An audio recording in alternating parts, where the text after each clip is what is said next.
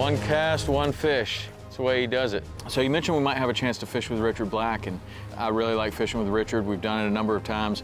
A super professional guide, but he's also on top of his game, man. That's a nice, healthy, thick fish, though. Look at that guy. I've got a bonefish, I got a tarpon, and I've got tremendous confidence in catching permit. If we see a couple, maybe I could get it done. It's my favorite fish in the world, and then I love to combine them with the other two. Yeah, that always helps, too. It's one of my favorite things to do. Yeah! Come on! Oh! He ate it! He ate it! He ate it! Nice, baby! Yeah, that's what I'm talking about! I thought you said you had to... Got him, relax. Oh! Dude, he just ripped my boat off! Oh! Awesome, look at that big boy! Woo!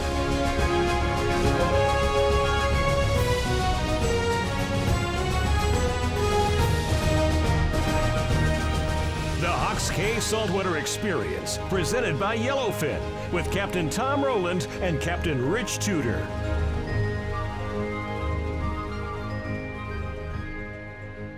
So Richard, we're gonna head down to the lower keys? Yeah, I think we're gonna head down. We got good sun today, and should have really good visibility and high falling tide on the Gulf Edge, and should be able to find some bonefish and maybe permit tarpon as the day goes on. We'll kind of see how it goes. I like it, man. I like it. I think it'll be pretty good. Well, you should know. You've been crushing them on the tournaments. Good job on your recent tournament wins. Thanks, yeah. Basically, we sight fished out every one of those fish. So yeah. it's amazing. Well, that's a real testament to the bonefish population, because it's definitely coming back. What's your opinion on? It is. The lower keys bonefishing, and even in the upper keys too, it's made such a huge improvement in the last 5-6 years. Right. Just good numbers everywhere, and I mean the hope is that we continue with conservation efforts and they continue to grow up and we have the land of the giants again. I hope so. That'd be a positive thing. I wonder if the land of the giants will be lower keys instead of the upper keys. It's looking like it at the moment. Yeah. They're a couple pounds bigger average down there, and they might be a little ahead of the curve as far as the upper keys fish. But all right, I think we got a couple bonefish rods, a permit rod, tarpon rod.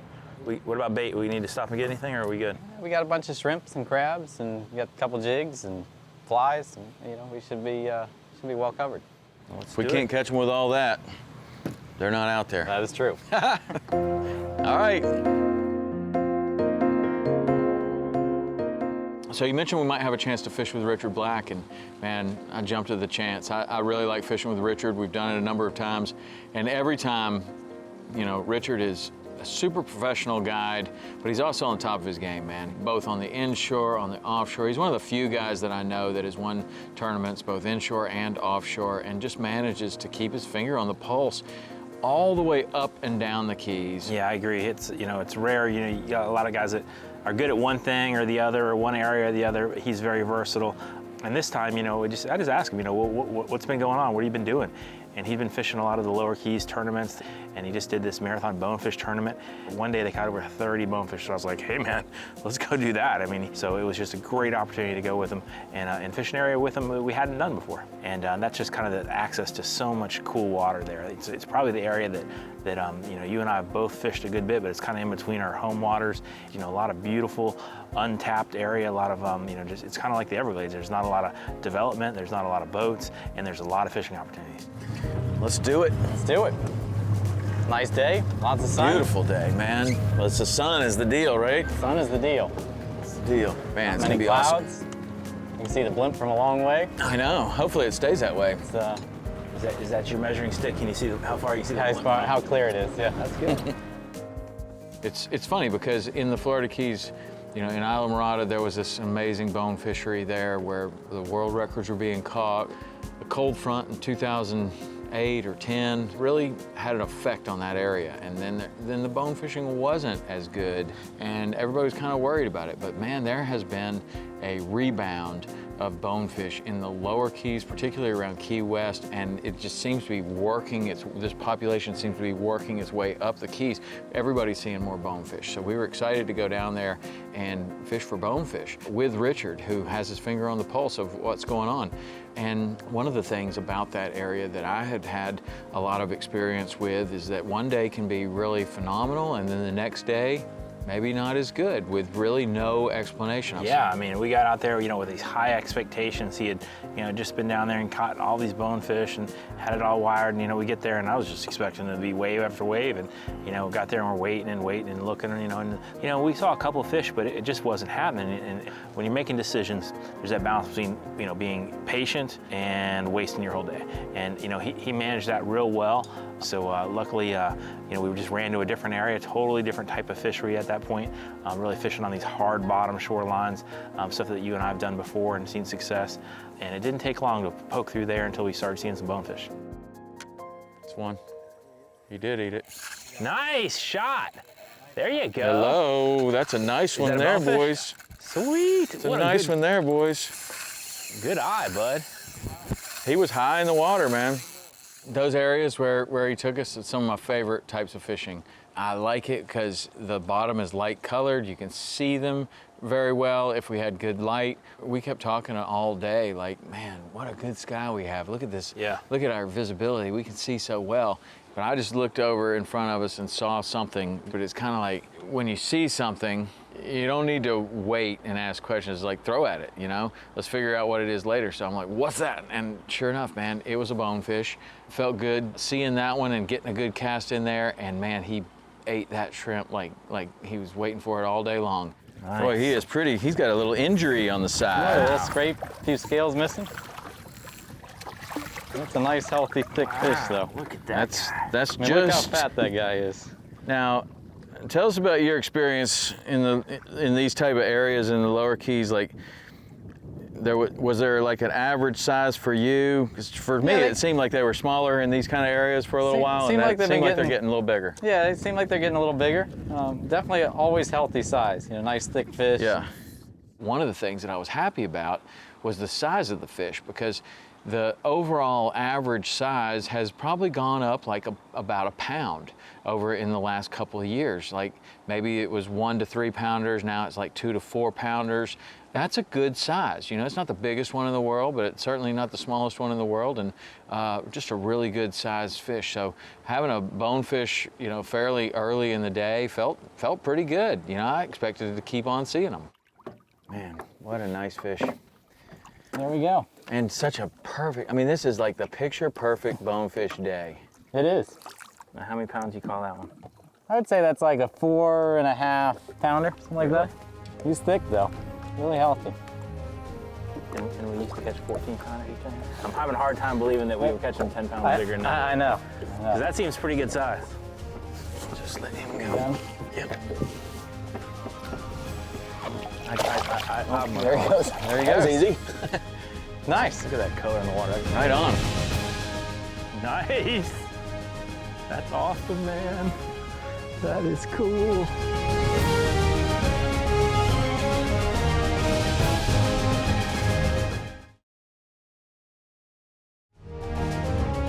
The Hawks K Saltwater Experience, presented by Yellowfin, is brought to you by Hawks K. Find what lures you. Lowrance, America's #1 fish finder. Waypoint, the destination for outdoor entertainment. Mercury Marine, go boldly. St. Croix Rods, the best rods on earth. And by Ameritrail Trailers. Daiwa. Marathon. Black Rifle Coffee Company. Salt's Gone. Power Pole. And Reflex Boat Decking.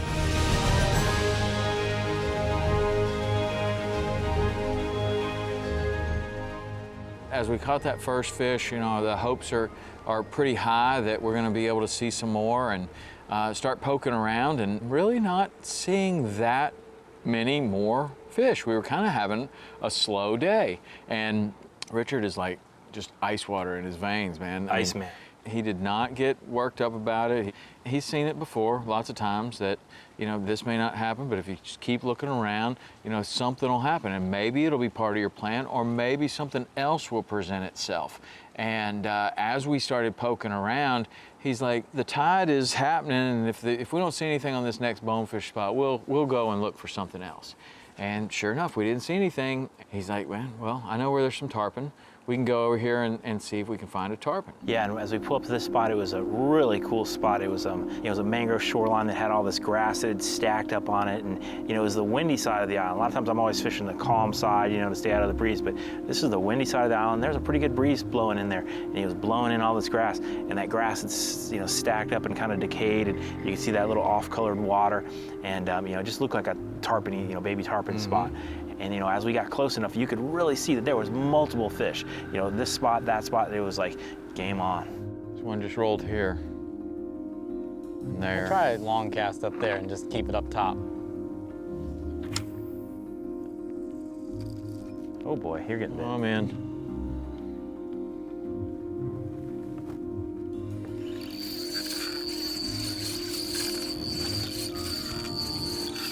Nice. That's awesome, man. That is cool. He liked that. Oh, nice. So we both got our shrimp ready. We have the right leaders on the rods. We had to do a little tackle work to change things around. Yeah, well, we need to step up and put a shock tippet on there. We'd been using like the, 15-pound fluoro for the bonefish and permit and stuff. But the tarpon, that abrasive mouth, it just had to take the time to tie on a little heavier leader. We put on some 30 that would stand up to that abrasive mouth. You found the one stick. You're good at that. They are good at that. That didn't bother them at all. They're rolling really good in there. Thank you, Mr. Tarpon. He's about to jump again. Right in here. There he goes. Yeah. I managed to get the hook in, and it stuck. And that's not always the case with the tarpon. The tarpon has a very hard mouth. Regardless of how good a fisherman you are or how sharp your hook is, sometimes that hook just doesn't land in the right spot. The fish jumps, shakes its head a lot, and a lot of times they come off. Perfect size. Nice healthy fish. Very healthy. You want me to power pull it here? Yeah, we can stop us here. Perfect. Sweet. If the tarpon is the last fish of a slam, that's not my favorite one to be last. Actually, the tarpon, if I can get that over with first, that's my favorite one because in my opinion, more things can go wrong with a tarpon than anything else. They may be a little easier to find than the bonefish and the permit, but they can be hard to get to the boat to land them. They can throw the hook, they can wear through the shock tippet. Lots of things can go wrong. But on this one, first one I hooked, managed to get right to the boat. Thank you, sir. Thanks, Richard. I think I met your uncle once. Man, his back matches the color of that grass real good. It is. It's like the exact color of it. Mm-hmm. A little copper, a little green. Yeah. Away he goes. Wow. I believe he was ready. He was ready. Good. Nice job, Very nice. dude. Yeah, man. That was great. Cool stuff. Very good.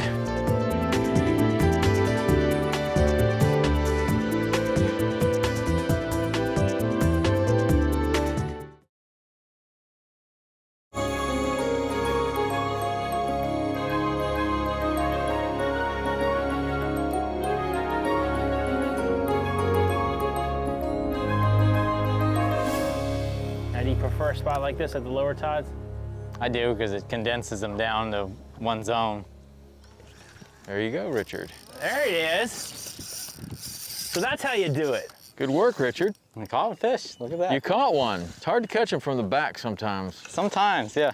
We offered Richard an opportunity to catch a fish, which he rarely gets because he's usually on the back of the boat. And man, wasn't any surprise that he makes one cast and fish to the boat. One cast, one fish. That's the way he does it. Now I see you the shrimp that I've had, you hooked on in the head, and the one you threw, you hooked in the tail. Now what's the difference? I just, just a thought. Oh, okay. I was gonna say, because We'll stream one. I missed three, and you got the first one, so I think I'm gonna hook in the tail next time. No, I was impressed. And then I did kind of call them out a little bit because and there's different techniques on where to hook a shrimp. You can hook them under the horn. They kind of live better in surf. It's kind of a slower presentation, or you can hook them up through the mouth, or you can hook them through the tail, which is a little longer casting. And he'd have me hook mine through the head, and got a couple bites and stuff like that. But it was interesting. He jumped down there and he hooked his right through the tail, made one cast, and boom.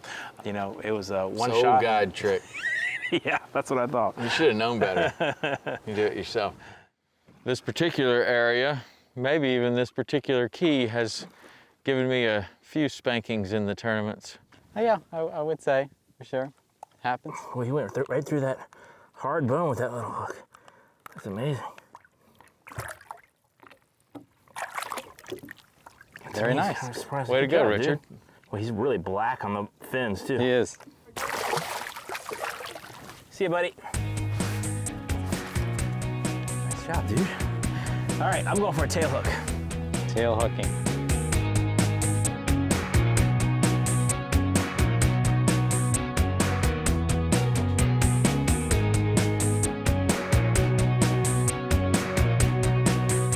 So many years ago, Tom and I started fishing bay boats in some of the redfish tournaments. We'd see these guys in Louisiana fishing these big bay boats. We were always fishing skiffs, pulling them around. Just amazed at how shallow they could go and how effectively they could fish in a bay boat. And the first time we got on a bay boat, we realized the key is, it's the trolling motor and the power pole together that allow you to fish shallow. And that let us take a 24-foot bay boat, get into shallow water, move it around effectively. But the most important part of catching fish is being able to stop effectively. When you're going downwind and you're fishing these bigger boats, if you can't stop the boat, it's worthless. The fish are there, you can't stop, you can't catch them. But with the power pole, it really allows you to stop in the wind and make those casts. Well, that's really got us now to where we've graduated to even bigger and bigger boats on the flats. This last year, we started fishing our 26 hybrid yellowfin on the flats for redfish, for snook, for all kinds of different species. It's places that we never thought you could take a center console boat, but with a combination of a trolling motor and a power pole, we can confidently maneuver in that shallow water on the higher tides, power pole down, and now we're able to cast those mangrove shorelines super effectively, catching redfish, catching snook, Goliath grouper, all kinds of different species that are traditionally, a flats species. Makes it wonderful. Now we can go back, have a comfortable ride in a bigger boat, take more people, really show an experience just overall great, but not be limited to only fishing in deep water.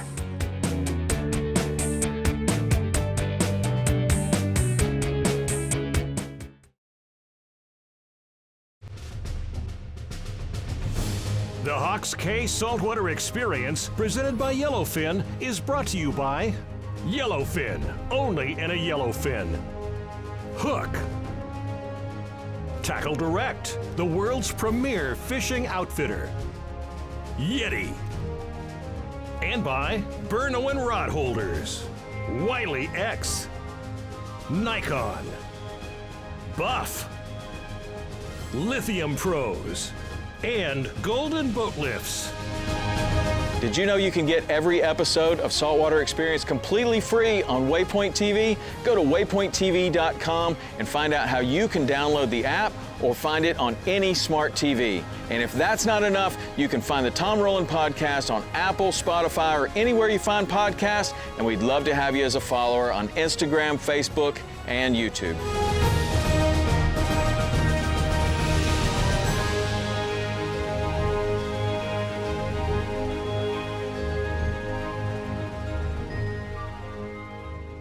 In those situations where you're going to mess with those baby tarpon, there's going to be some fish in a little spot. You're going to start to push them out, and you don't want to put too much pressure on them. So we kind of decided, you know what, I think that we have put a little pressure on these guys. What do you think, Richard? Could we go do something else for a little while, maybe come back here? He's like, no, we don't have to go anywhere else. We'll just push right out here. 50 feet, there's a white strip. I think we're going to see bonefish and permit there. So in my mind, I'm like, I've got a bonefish, I got a tarpon. I mean, maybe if we catch a permit, I've got tremendous confidence in catching permit. If we see a couple, maybe I could get it done. We don't have any crabs, which are the best bait for permit. But, I've caught them before with jigs and with shrimp tip jigs and with shrimp. So Richard takes us right out to that white strip, and almost immediately he's like, what's that I'm looking at? Is that two kudas? What is that? I'm like, no, those are permit. Richard makes a positive identification from the top, like, yeah, those are permit. Do you see them? And Richard started to set that boat up, and it was just about time to make the cast. Right there. See him on the white hole? Yeah. That's a big permit, man. I thought we were There's a looking at bunch little more ones. beyond him. Just launch it long out in front. There you go. What about me? Jig it a little bit. Let it fall. Lift it. It's right in. He's on it. He tailed up on it, didn't he? There, he got it. Got it. Nice job, Nice dude. job. How about that? Permit Richard, on. good job, dude. That was sweet. Those were, I gotta say, these were much bigger than I thought they were. Yeah. That was a big That was tail. a cool eat too, man. Yeah, He it put was. his head right on it. Yeah, it was good. He made a perfect cast in there, and I remember what was interesting about that is Richard literally called it. Like he could see what was going on, and as you stopped that shrimp, that fish tailed up on it. You know, you knew what was happening. It was so cool, and just watched him eat, and then came tight, man. That was awesome. Well, you couldn't have made Tom any happier. His favorite fish in the world right here. There you go. It's my favorite fish in the world, and then I love to combine them with the other two. Yeah, that always helps too. Just It's one of my favorite things to do. Something about the combination of them.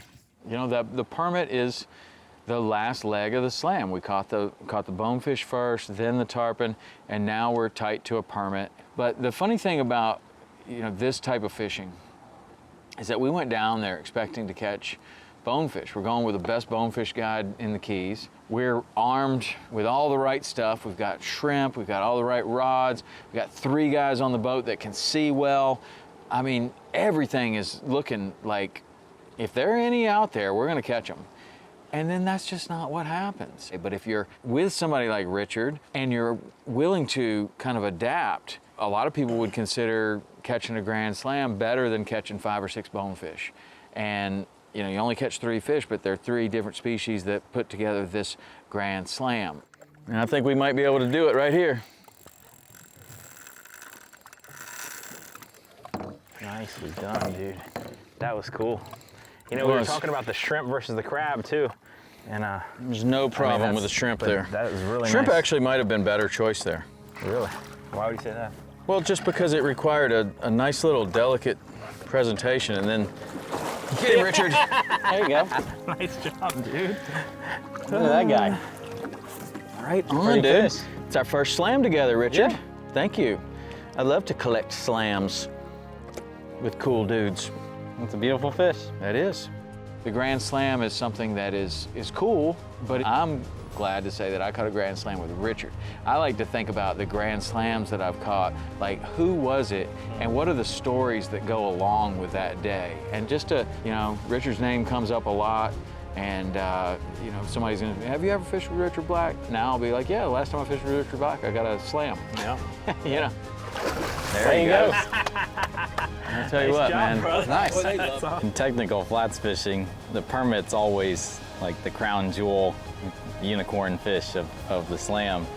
But on any given day, catching a bonefish, you know, or just a few bonefish makes for a great day, or catching a tarpon makes for a great day. But to put them all together and to make a plan work is just kind of the ultimate challenge of a sight fishing flats angler. There's a lot of variables to adding those 3 fish together, and when you put it together, it is something special. Well, Richard, Well, nice go. I don't know if we can do any better than that. That's pretty good. Whew, that's a good way to finish it up. Man, bonefish, tarpon, permit. We got them all. In that order. It's good. That's pretty We good. got them all.